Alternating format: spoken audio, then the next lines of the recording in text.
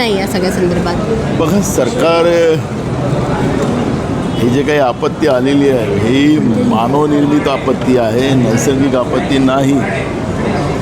सरकारला सगळं, मी मुद्दाम त्याचं स्पष्टीकरण देतो की सरकारला सगळ्या गोष्टी माहिती होत्या, त्याची पूर्वतयारी करायची या दृष्टिकोनातून सरकारने महानगरपालिका असेल की राज्य शासनाच्या वतीनं पैसे खर्च केले, पण ते पैसे कागदावर खर्च केले आणि त्याच्यामुळे अनेकांना जीव गमवावा लागला. मिसिंग लिंकचं तर सगळ्यात मोठं उदाहरण आपण पाहतो आहे की सरकारने 1 मेला त्याचं उद्घाटन केलं आणि तोही कोलमडलेला आहे. तिथंही अजूनही काही भागात ट्रॅफिक बंद आहे, अशी परिस्थिती आपल्याला पाहायला मिळते आहे. या सरकारच्या भ्रष्टाचाराचे म्हणजे अनेक मुद्दे या पावसामुळे पुढं आलेले आहेत. सरकारची वास्तविकता भ्रष्टाचारातली ही पुढं आलेली आहे आणि त्याच्यामुळे हे सरकारच पूर्ण आता भ्रष्टाचारानं गुरफटलेलं आहे आणि महाराष्ट्रातली जनता या सगळ्या भ्रष्टाचारामुळे अशा आपत्तीच्या वेळेस त्यांचा जीव जातो आहे.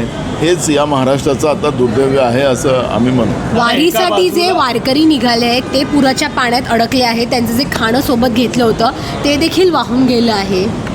विकासाच्या नावाने यांचा विकास जो आहे स्पेस टेक्नॉलॉजीचा आहे. प्रधानमंत्री एकदा लोकसभेमध्ये सांगत होते की ही स्पेस टेक्नॉलॉजी आहे आणि या स्पेस टेक्नॉलॉजीमुळे आम्ही केलेलं जो डेव्हलपमेंट आहे त्याच्यात कुठेही खराब होणार नाही, अशा पद्धतीची ग्वाही लोकसभेमध्ये प्रधानमंत्र्यांनी दिली.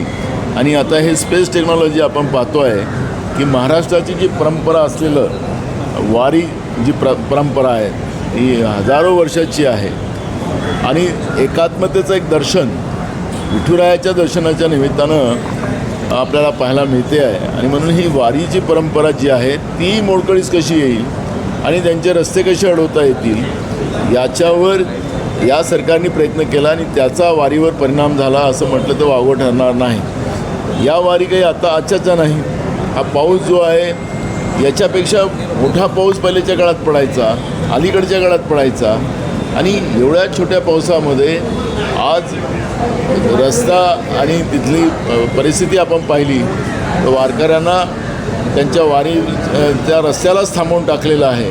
आणि म्हणून हे सरकार जे आहे भ्रष्टाचारामुळे प्रत्येक व्यवस्थेला संपवायला निघालेलं आहे, हे आपल्याला पाहायला मिळतं. नाना, काही भागामध्ये मुसळधार पाऊस पाहायला मिळतो, तर मराठवाडा असेल, विदर्भ असेल, पश्चिम महाराष्ट्रातला काही भाग असेल, या भागामध्ये अद्यापही पाऊस नाही आहे, पेरणी झालेली नाही. कसं बघतोय आपण पाहिलं असेल काल स्थगनच्या माध्यमातून मी विधानसभेत हीच भूमिका मांडलेली होती की राज्यामध्ये जी काही परिस्थिती आता निर्माण झालेली आहे, काही भागामध्ये पाऊस आहे, पावसामुळे लोकांचा मृत्यू झालेला आहे आणि काही भागात पाऊसच नाही आहे, अशी परिस्थिती निर्माण झाली. आणि म्हणून सरकारने सोमवारी जेव्हा 1 दिवसाचं अधिवेशन बंद करून टाकलं, आम्हाला वाटलं की सरकार या सगळ्या गोष्टीचा आढावा घेईल आणि विधानसभेत ती भूमिका मांडेल, पण सरकारने मांडली नाही. म्हणून सरकारला काल आम्ही विधानसभा अध्यक्षाच्या माध्यमातून सरकारला आम्ही सांगितलं की आपण हे सगळं माहिती द्या, याच्यावरची चर्चा करा, या संकटातून सरकार कशी या संकटावर मात करेल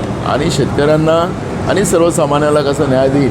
पण सरकार पळ काढत आहे आणि सरकार टाईमपास करते आहे विधानसभेमध्ये, अशा पद्धतीचं चित्र आपण पाहतो. नाना, शेवटचा प्रश्न. डोंबिवलीमध्ये एक धक्कादायक घटना घडली आहे. शिवसेना म्हणजेच एकनाथ शिंदे यांच्या गटाचे एक नगरसेवक आहेत, त्यांनी एका क्षुल्लक कारणावरून हॉस्पिटलमध्ये मारहाण केली. बरं, यातमध्ये महिला डॉक्टर आणि नर्सेसचा देखील समावेश आहे, त्यांना देखील मारहाण केली आहे. मी आपल्याला अनेकदा सांगितलं, विधानसभेत आम्ही बोलतो, या सरकारला जे पाचवी बहुमत बेईमानीनं मिळालेलं आहे त्याचा माज आलेला आहे.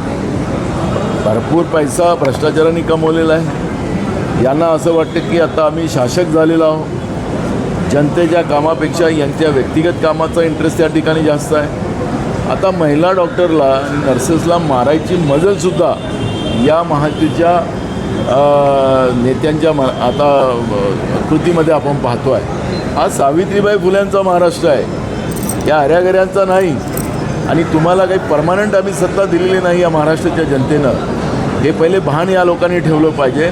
आणि म्हणून महायुतीच्या या सगळ्या माज आलेल्या व्यवस्थेचा आम्ही निषेध करतो आणि या अपमानाचा बदला जनतेने तर घ्यावाच, राज्य सरकारने तातडीनं कारवाई करावी ही मागणी आमची आहे. थँक्यू राणा.